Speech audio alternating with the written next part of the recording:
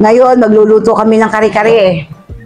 Nagpakulo na ako ng tubig para pag pabanlian ko nung pata ng baboy. Ang tawag kasi sa amin yung pinapakuluan ng baboy, binabanlian. Ito po, ilalagay ko ng baboy.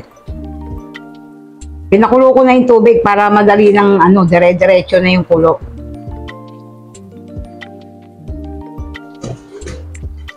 Habang pinapakuluan natin yung baboy,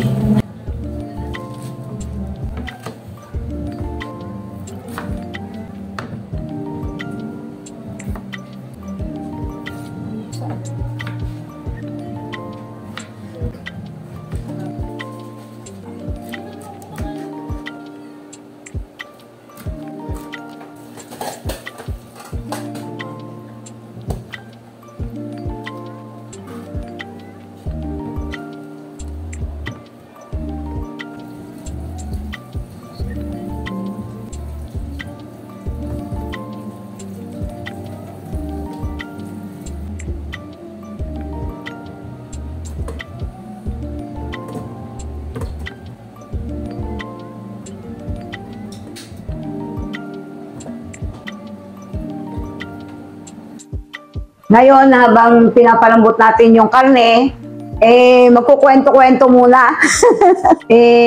Medyo tinanghali kami. Siguro, kakain kami anong oras na bangin. Pagkalauna na, medya na. Naka-hindi lang. Kaya yung mga pinaressure cooker? Oo nga, kaya yan. Pinressure cooker na lang namin para mas mabilis.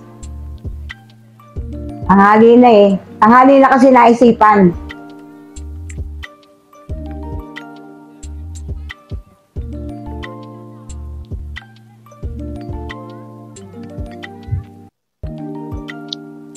Ngayon po ay magigisa na tayo.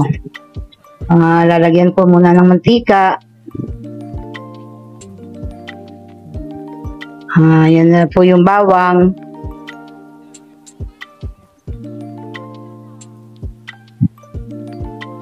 Halo-halo ng kaunti para hindi masunog. Sinunod ko na yung sibuyas. Halo uli, halo ng halo, halo ng halo. At ayan po, ilagay ko na yung pata, pinalambot na namin muna yan para madali na siyang maluto pagkagisa. Halo uli ng halo para hindi masunog. Tapos ilagyan ko na ng patis. Halo uli. Kasi maninikit siya sa kawali pag hindi mo hinalo na hinalo.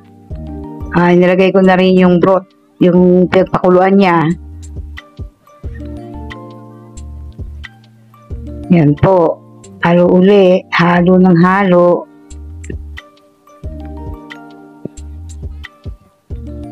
Kailangan lagi mong hahaluin para wag manikit sa kawali yung karne.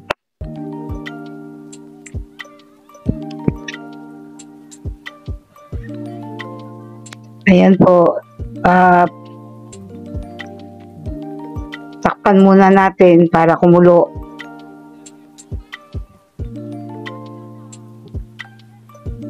Ayan po, kumukulo na siya.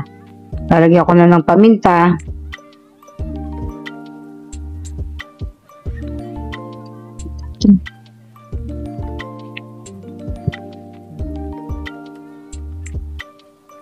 Lagyan ko po ng atsuete, pampakulay. Kasi hindi maganda yung kare-kare pag walang kulay.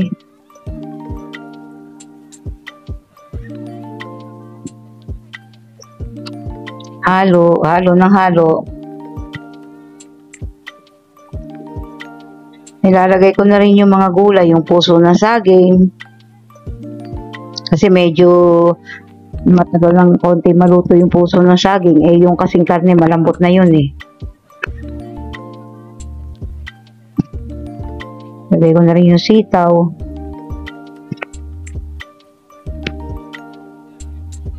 Takpan muna uli natin para maluto yung gulay. Ngayon, ilalagay ko naman yung giniling na mani.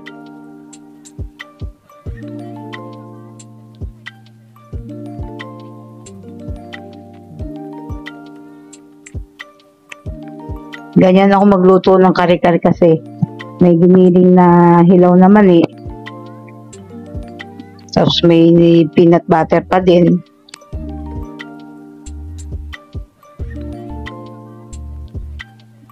Yan po, nilalagay ko na yung peanut butter.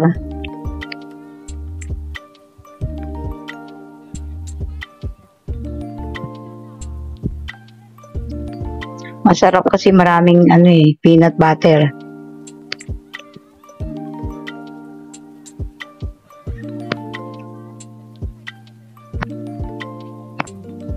Haluin po natin uli.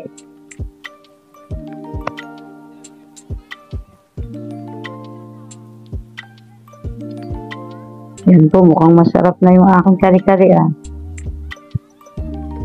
Dinagdagan namin ng sabaw. Kasi gusto ko maraming sabaw yung kare-kare, hindi yung tuyo. Para yung sabaw pa lang, ulam na.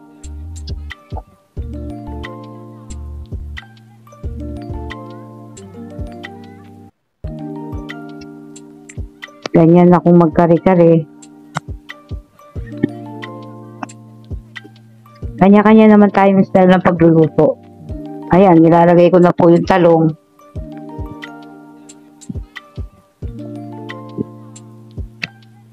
Yan po. Kailangan medyo haluin para makuluan lahat yung gulay. Nilagyan ko na ng Knorr cube.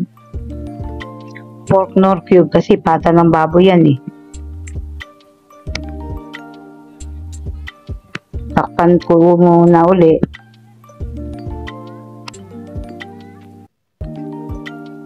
Yan, medyo maluluto na yung gulay.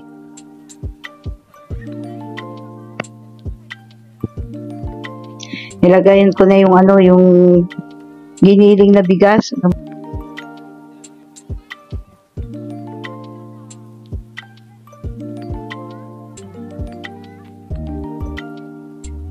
Nilagay ko na rin yung pechay Tagalog.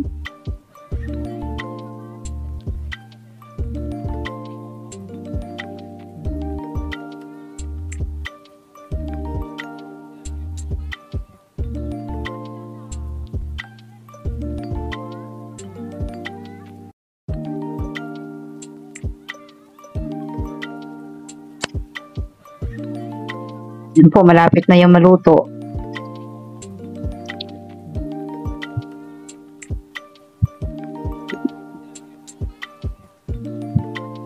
Tikman natin muna.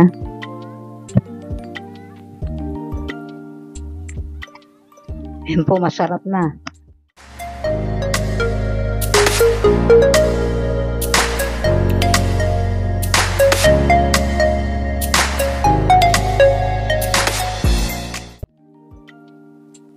Ayan na, magsasandok na ako.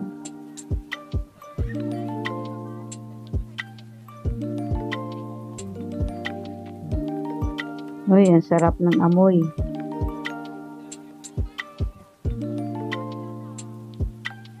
Luto na ang kare-kare ni Big Lola.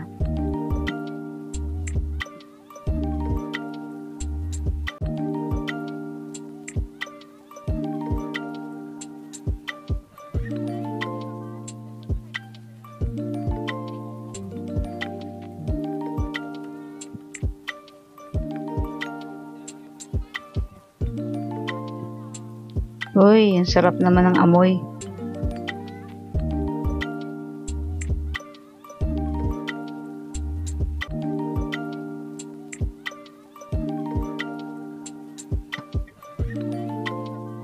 O, ayan na po, yung finished product ng aking kare-kare.